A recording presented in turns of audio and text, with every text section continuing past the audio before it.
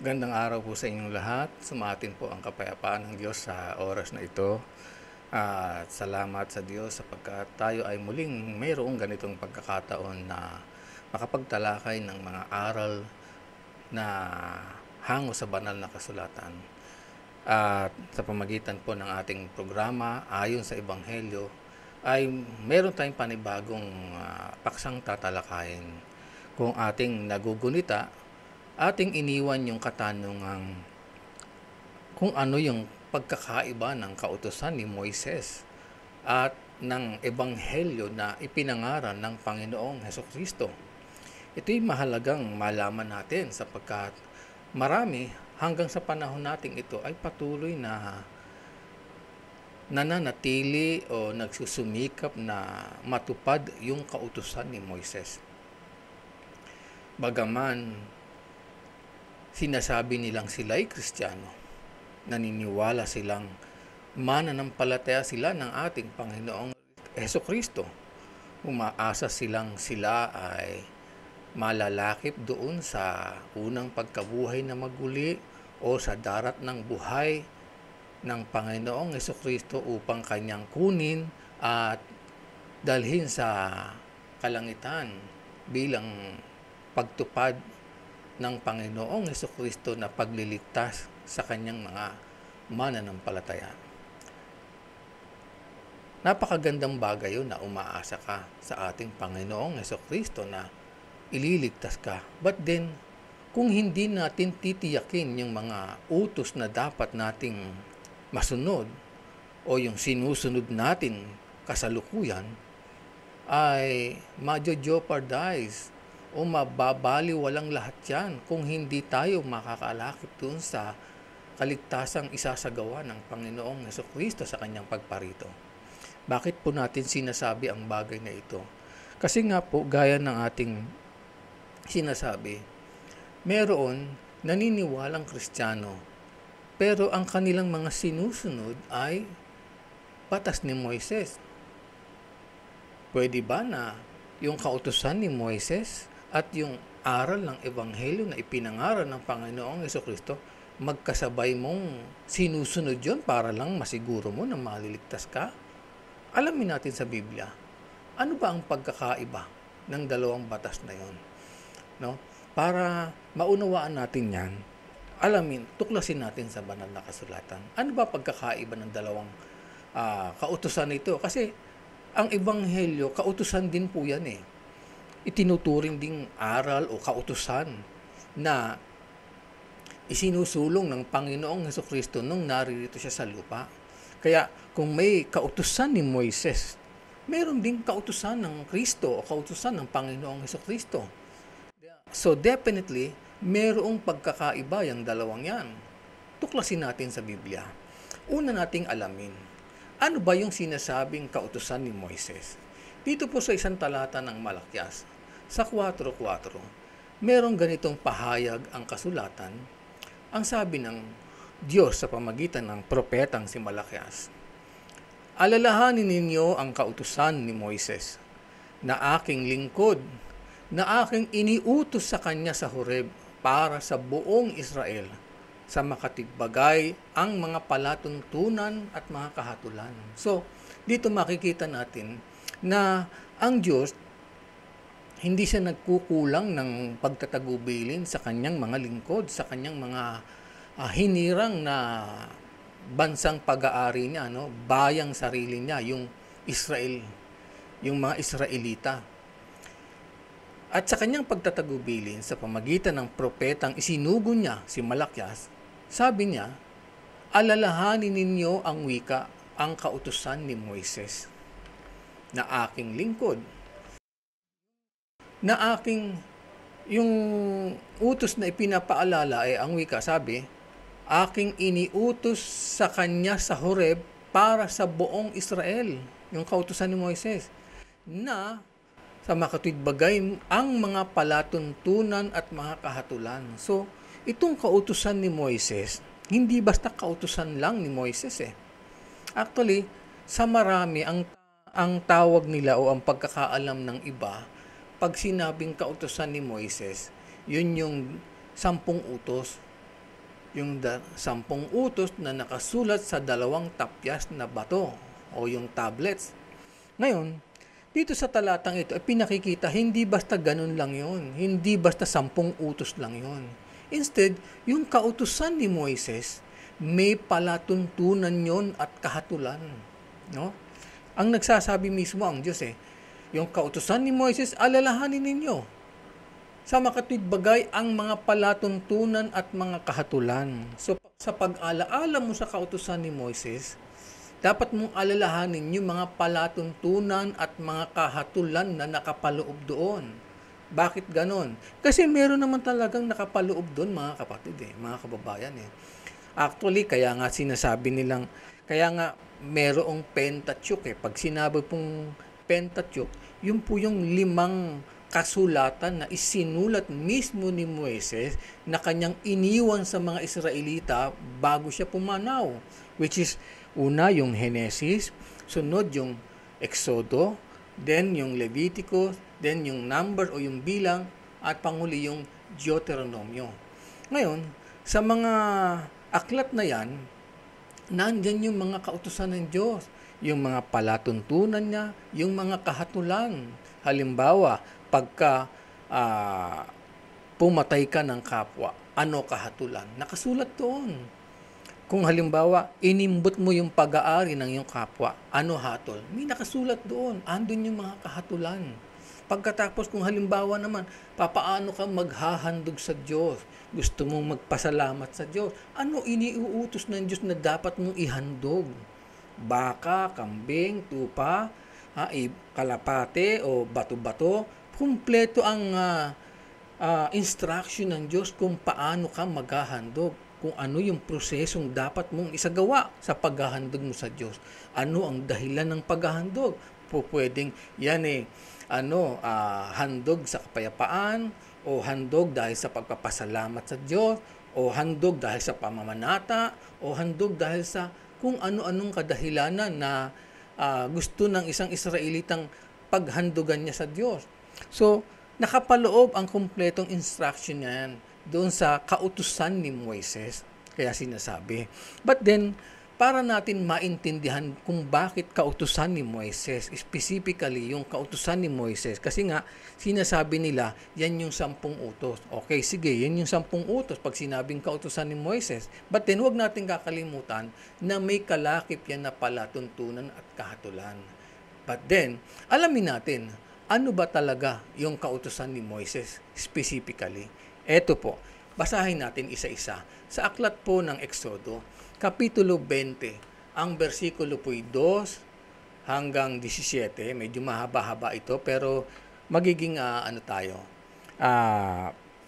specific dun sa mga kautusan talaga na iniutos ng Diyos na isinulat sa 2 tapyas ng bato. Eto po yung una. Ang sabi, sa 22 ng Exodo, ako ang Panginoon mong Diyos na naglabas sa iyo sa lupain ng Ehipto, sa bahay ng pagkaalipin. Huwag kang magkakaroon ng ibang mga Diyos sa harap ko. Sabi, huwag kang gagawa para sa iyo ng larawang inanyuan o ng kawangis man ng anumang anyong nasa itaas sa langit o ng nasa ibaba sa lupa o ng nasa tubig sa ilalim ng lupa. Huwag mong yuyukuran sila o paglilingkuran man sila, sapagkat akong Panginoon mong Diyos ay Diyos na mapanibughuin, na aking dinadalaw ang katampalasanan ng mga magulang sa mga anak hanggang sa 3 at 4 na sali ng lahi ng mga napopuot sa akin. Huwag mong babanggitin ang pangalan ng Panginoon mong Diyos sa walang kabuluhan, sapagkat hindi aariin ng Panginoong walang sala ang bumanggit ng kanyang pangalan sa walang kabuluhan. Alalahanin mo ang araw ng Sabat upang ipangilin. So yung alalahanin mo ang araw ng Sabat upang iyong pangili, ito yung pang-4. So yung naunang 3, puro related sa Panginoon yon, no? Na siya lang ang dapat mong sambahin, yung Panginoong Diyos. Huwag kang magkakaroon ng ibang Diyos. And then sunod, huwag kang gagawa para sa iyo ng larawang inanyuan. And then yung susunod, huwag mong yuyukuran sila o paglilingkuran man sila. Tapos, huwag mong babanggitin ang pangalan ng Panginoon mong Diyos. Yan ang sabi.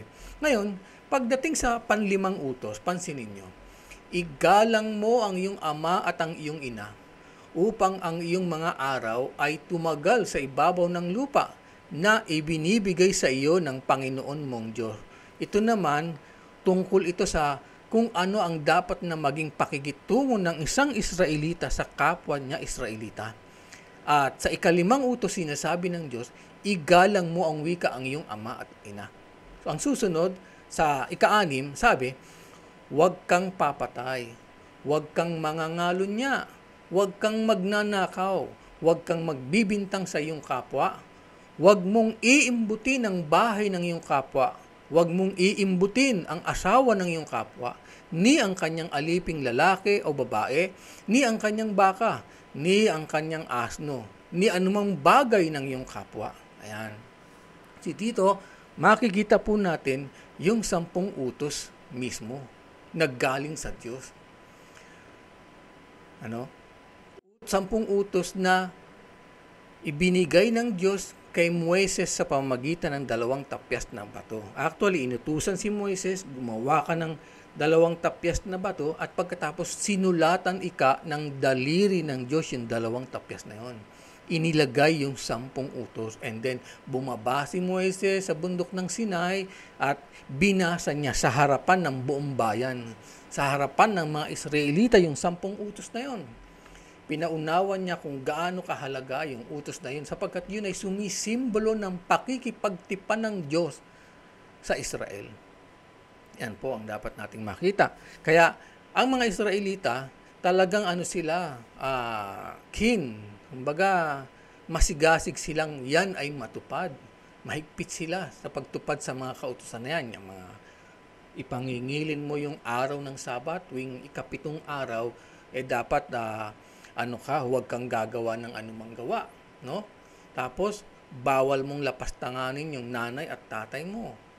Ganon sa batas ni Moises, ganon sa panahon ng mga Israelita. Actually, kahit man yung mga Jews o yung mga Israelita o Israel na nandoon sa Middle East ngayon, patuloy nilang isinasa katuparan kasi nga mga lahing Hudyo yun natural lamang na i-assume natin na pinagsisikapan nilang tuparin yon sapagkat hindi naman sila Kristiyano, hindi sila naniniwala kay Kristo. So, ang paniwala nila, sakop pa rin sila ng kautusan ni Moises. But then, dapat nating maintindihan kung tayo po naniniwala sa Panginoong Hesukristo, may iba pang kautusan bukod dito sa kautusan ni Moises. Yung kautusan na yun yung ipinangaral ng Panginoong Hesukristo, yung Ebanghelyo. At ang tawag nga doon, kautusan din ng Kristo. Pakinggan ninyo. Dito sa aklat ng Galacia, sa 6:2, ganito ang sinasabi. Mangagdalahan kayo ng mga pasanin ng isa't isa. At tuparin ninyong gayon ang kautusan ni Kristo. So, dito, sa pagtuturo ni Pablo sa mga taga-Galacia, take note, Kristiyanong taga-Galacia, mga hintil po ito, na pinagbibili na niya, mangagdalahan ng wika kayo ng pasanin ng isa't isa.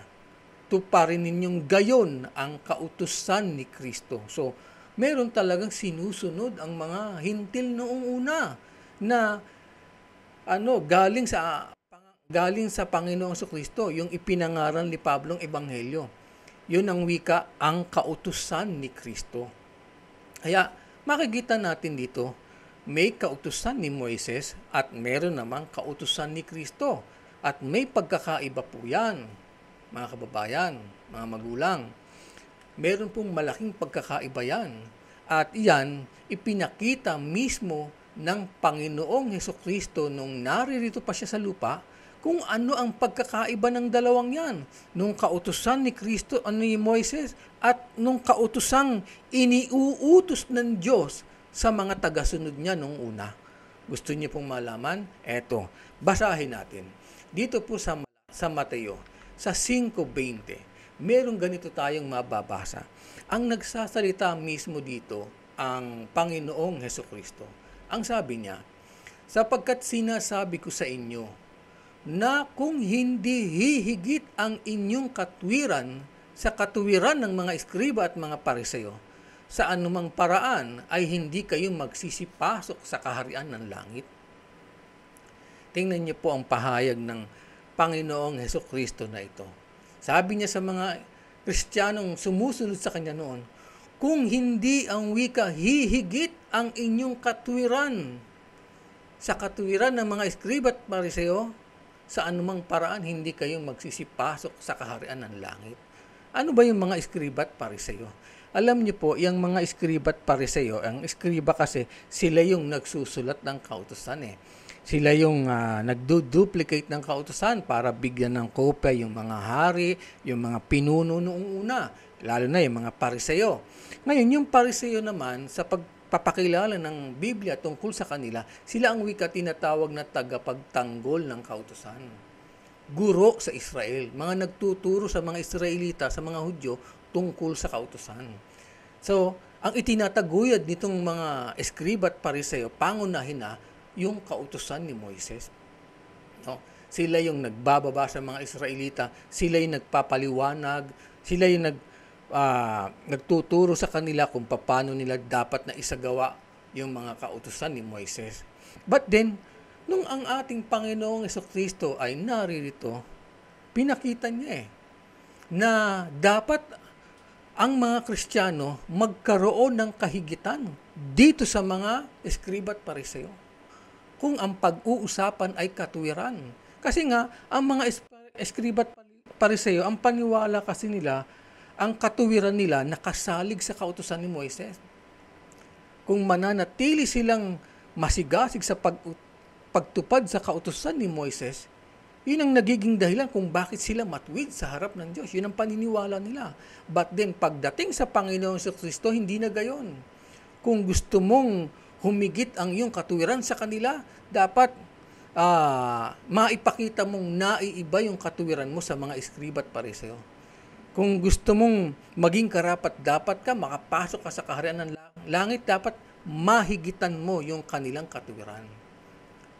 Yung katuwiran ng mga eskriba at Pariseo. Papaanong makahihigit ang katuwiran ng mga Kristiyano pagdating sa katuwiran ng mga eskriba at Pariseo? Eto po, merong ganito tayong mababasa. Ang mismong Panginoong Hesukristo na ang nagpaliwanag nito kung ano ang ibig niyang sabihin kung papaano nagkakaroon ng katuwiran ng mga eskriba at Pariseo at katuwiran ng mga tagasunod ng Panginoong Hesukristo. Para maintindihan natin, tingnan nyo ang naging pagpapaliwanag niya. Tandaan po natin, si Kristo na mismo nagpapaliwanag nito sa sinabi niya.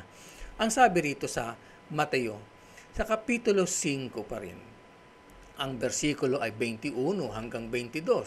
Ganito ang nakasaad. Narinig ninyo na sinabi sa mga tao sa una, huwag kang papatay. Take note, yung salitang huwag kang papatay, isa yan sa kautusan ni Moises. Sabi ng Kristo, narinig ninyong sinabi sa mga tao ng una, huwag kang papatay. At ang sino mang pumatay ay mapapasa panganib sa kahatulan. Datapat sinasabi ko sa inyo na ang bawat mapuot sa kanyang kapatid ay mapapasa panganib sa kahatulan. At ang sino mang magsabi sa kanyang kapatid, Raka, ay mapapasa panganib sa Sanhedrin. At ang sino mang magsabi, ulol ka, ay mapapasa panganib sa impyerno ng apoy. Dito, may pinakikita ang Panginoong Hesukristo mismo sa dalawang kautusan. Yung isa, utos ni Moises. Yung isa naman, utos niya. No? Sa kautusan ni Moises, narinig ninyo, sinabi sa mga tao ng una. Yung sinasabi niyang mga tao ng una, yun yung mga ninuno nitong mga Israelita. Yung nandun sa bundok ng Sinai. Nung basahin ni Moises yung 10 utos sa harapan ng mga Israelita, sila yung tinutukoy ni Kristo. Narinig ninyong sinabi sa mga tao nung una, huwag kang papatay. Narinig nila yun Ngayon, pagka pumatay ka ang wika, mapapasa panganib ka sa kahatulan.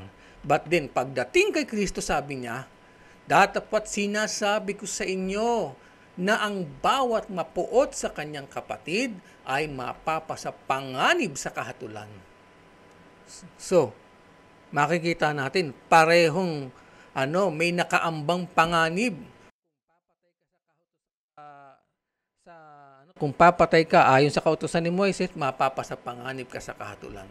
Kung ikaw naman mapupuot ka sa iyong kapatid, the same thing, mapapasa panganib ka sa kahatulan. Ngayon, ano kaibahan ng dalawa? Actually, ang pagpatay kasi, kaya pumapatay ang isang tao, ang pinag-uugatan niya yung pagkapuot eh. Kaya mapapatay mo ang kapwa mo dahil napupuot ka. Yun naman talaga ang definite reason kaya pumapatay ang tao. Kaya nga meron tayong tinatawag na murder. Bakit? Kasi talagang pinalano mong patayin siya. At para ka makapag-isip ng pagpaplano ng pagpatay kasi napupuot ka sa tao na yon. Maaring kung may asawa ka, nahuli mo yung asawa mo, nangangalo niya. Siyempre, bunsod ng galit mo, bunsod ng pagkapuot mo, mapapatay mo alin man sa dalawang yon dahil sa nararamdaman mong puot. Yun ang isang nagiging dahilan doon. But then, makikita nyo kay Kristo, yung cause ng pagpatay, yung pagkapuot, yun mismo ang pinipigilan ni Kristo eh. Sa kautusan ni Moises, ang pinipigilan sa iyo yung gagawin mong pagpatay. Kahit may nararamdaman kang puot, huwag kang papatay, di ba? Pero puot na puot ka. Pero kay Kristo hindi ganon.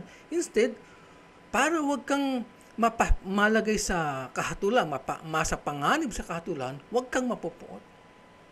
Kung sa pagpuot pa lang, pinipigilan ka na ni Kristo, di lalong hindi mo magagawang pumatay. Yun. Doon nagkakaiba yung dalawang kautusan. Yung kautusan ni Moises, yung kautusan ni Kristo. Yung kautusan ni Moises, pinipigilan yung pagpatay. Kay Kristo, pinipigilan yung ugat ng pagpatay. Yan ang dapat nating makita. Kung bakit dapat na makahigit ang katwiran ng mga Kristiyano sa katwiran ng mga eskriba at pariseyo. Ngayon, bukod dyan, eto pa ang isa pang paghahalimbawa ng Panginoong Jesucristo para maipakita niya yung kahigitan na katuwiran ng mga Kristiyano. Sabi naman niya rito sa Mateo, sa 5, ang versikulo 27 hanggang 28. Ganito ang sinasabi. Narinig ninyong sinabi, huwag kang mangangalunya. Datapot sinasabi ko sa inyo na ang bawat tumingin sa isang babae na taglay ang masamang hangad ay nagkakasala na ng pangangalo niya sa kanyang puso. Eto po, isa sa narinig ng mga tao nung una, yung isa sa kautusan ni Moises, huwag kang mangangalo niya. Diba? Ang tao, may mga tao, kahit may asawa na, hindi pa rin nakukontento yan. Pumapatol pa rin sila sa hindi nila asawa. Mapababae man yan, mapalalaki, natutukso pa rin sa iba. Kahit may sarili na silang karelasyon, kahit kasal na nga yan natutukso pa rin mangalon niya. Kasi meron namang iba kasing factor na talaga namang nagkukos din ng pangangalon niya. But then, tatandaan po natin, whatever ang reason sa pangangalon niya, may isang dahilang sinasabi si Kristo na kapag ka ang tao nangangalo niya, ibig sabihin, hinahangad mo yung kapwa mo na yun, di ba? Kaya, nakikipagrelasyon ka, nagagawa mo ngayon yung pagkakasala na mangalo niya ka kahit na meron ka ng asawa. Sa kautusan ni Moises, bawal yon. At kapag ka nagawa mo yon, mapapasapanganib ka pa rin sa kahatulan, no? Ibig sabihin, may kaparusahang naghihintay sa'yo kapag ginawa mo yung pangangalo niya na yan. Actually, kung di ako nagkakamali, pag nahuli ka sa pangangalo niya, babatuhin ka hanggang sa mamatay. Yan ang kahatulan sa batas ni Moises. But then, pagdating kay Kristo, iba naman ang pahayag niya. Ang sabi niya, kung sinasabi noon, huwag kang mangangalo niya, sinasabi ko sa inyo, sabi ng Panginoong Jesucristo, ang bawat tumingin sa isang babae na taglayang masamang hangad ay nagkakasala na ng pangangalo niya sa kanyang puso. So, bumabalik na naman tayo dun sa pinag-uugatan ng pangangalo niya. Kaya natutuksong mangalon niya ang isang lalaki, no, sa babae dahil nagtataglay siya ng masamang paghahangad sa kanyang puso. Pero kay Kristo, kung kay Moises bawal ang pangangalo, pinipigilan yung pangangalo niya, kay Kristo pinipigilan naman niya yung cause ng pangangalo niya. Hindi ka dapat magtaglay ng masamang hangad sa isang babae. Dahil may asawa ka na, bawal kang magkaroon ng o magtaglay ng masamang hangad. No? So, yung pinag-uugatan ng pangangalo niya, yung pagkakaroon ng masamang hangad, pinipigilan ni Kristo. So, pagka doon pa lang na pagbabawalan ka na, yung tendency ngayon na magkasala ka ng pangangalo niya, malayo. Bakit? Kasi yung ugat pa lang pinipigilan na ni Kristo eh. So, hindi ka na makakagawa ng kasalanang pangangalo niya. No? At hindi mo na gagawin siyempre na magtaglay ka ng masamang paghahangad dahil bawal nga ni Kristo yun eh. So, tumataas yung antas ng kabanalan pagdating kay Kristo kumpara mo sa kautusan ni Moises. Yan ang dapat nating makita. Kaya may malaking pagkakaiba. Ito, mga ilang halimbawa po ito na sinasabi ng banal na kasulatan tungkol sa pagkakaiba ng kautusan ni Moises at ng kautusan ng Panginoong Jesucristo, which is yung ebanghelyo na ipinangaral ng Kristo, ipinangaral ng mga apostol, ipinangaral nila Pablo sa dakon ng mga hintil. No? Yung ebanghelyo, yung kautusan ni Kristo.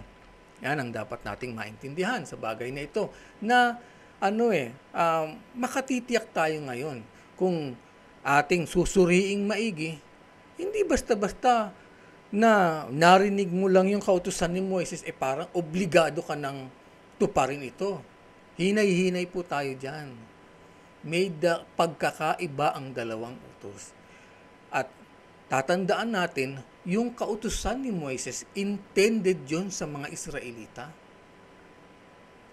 Intended yon sa mga lahing Israelita. Hindi sa mga hintil. Take note. Hindi sa mga hintil. Lalo na sa ating panahon. Kasi nga, ang pinag-ukulan ng Diyos ng kautusan na yon, nakipagtipan ng Diyos sa mga Israelita, hindi sa ating mga hintil. Kaya nga, merong dalawang tapyas ng bato na pinagsusulatan ng kautusan ni Moises. Kasi nga, yung dalawang tapyas na bato na yun, sumisimbolo yun ng pakikipagtipan ng Diyos sa Israel, sa bansang Israel. Hindi naman nakipagtipan ang Diyos sa mga hintil pagdating sa kautusan ni Moises, pagdating sa 10 utos. Kaya hindi dapat nating mapagkamalian ito, mga kababayan. Hindi po tayo dapat na pumayag na tayo pinipilit na tumupad dun sa kautusan ni Moises, bagaman ito ay utos ng Diyos, pero hindi para sa mga hintil yan. Para yan sa mga Israelita. Ang para sa mga hintil, yung kautusan ni Kristo na ipinangaral ni Pablo sa dakon ng mga hintil ng una. Ngayon, hanggang sa panahon nating ito, tayo ba ay subject sa pagtupas ng kautusan ni Kristo kung tayo sasampalataya? Natural, subject po tayo dyan. Dahil ang mga hintil, hindi lang naman yung mga hintil sa panahon ng unang siglo eh. Ang mga hintil, humahangga yan hanggang sa panahon nating ito. Kaya kung merong sasampalataya sa Panginoong Jesucristo, naturalmente lamang na sakop din ito ng kautusan ni Kristo, ng ebanghelyong ipinangaral ni Pablo. Ngayon, alam niyo po ba, meron pang isang bagay na dapat tayong maliwanagan dito eh. Alam niyo bang sa ebanghelyo, may binabanggit ang Biblia na ebanghelyo sa pagtutuli at ebanghelyo sa di pagtutuli? O para maalaman ninyo, babasa tayo. Dito sa Galacia, ang kapitulo 2, versikulo ay 7. Ganito sinasabi. Sabi ni Pablo, kundi bagkus nang makita nila na sa akin ay ipinagkatiwala ang ebanghelyo ng di pagtutuli, gaya rin naman ng pagkakatiwala kay Pedro ng ebanghelyo ng pagtutuli. Napansin niyo po yun? May ebanghelyo ng di pagtutuli at may ebanghelyo ng pagtutuli. Si Pedro na apostol, sa kanya ang wika, ipinagkatiwala yung ebanghelyo ng pagtutuli. Pagdating naman kay Pablo, sa kanya naman ipinagkatiwala yung ebanghelyo ng di pagtutuli.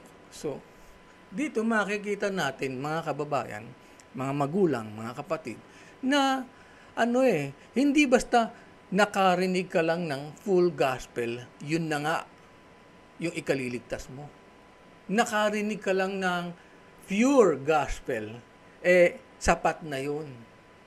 Dapat alamin mo muna, anong klaseng gospel yan? Anong klaseng ebanghelyo yan? Kasi si Pablo mismo, may binabanggit siya eh. Dalawang uri ng ebanghelyo eh. Ebanghelyo ng di pagtutuli at ebanghelyo ng pagtutuli. Si Pedro, ang apostol na si Pedro, nakatoka. Sa kanya nakatoka yung ebanghelyo ng pagtutuli. Pagdating kay Pablo, sa kanya naman nakatoka yung ebanghelyo ng di pagtutuli. Ba't ganon?